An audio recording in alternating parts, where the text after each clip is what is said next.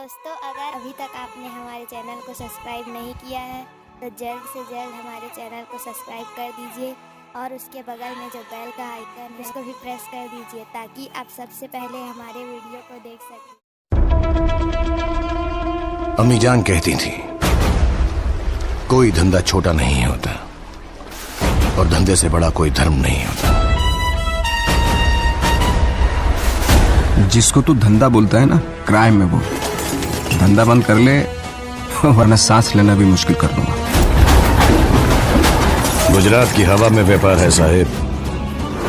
मेरी सांस तो रोक लोगे, लेकिन इस हवा को कैसे रोकोगे? जो धंधे के लिए सही वो सही, जो धंधे के लिए गलत वो गलत। इससे ज्यादा कभी सोचा नहीं। छटक मजबूदार को कहीं सन्नाटे में ट्रांसफर कर दो साहिब। जहां जाता है साला नड़ता भिड़ता रहता है।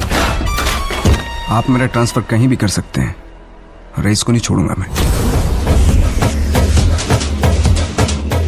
एक दिन नाक में नकेल डाल के खींच के लेके जाऊंगा तुझे मैं यहां से। सबूत ले आइए, ले जाइए। रईस हाजिर।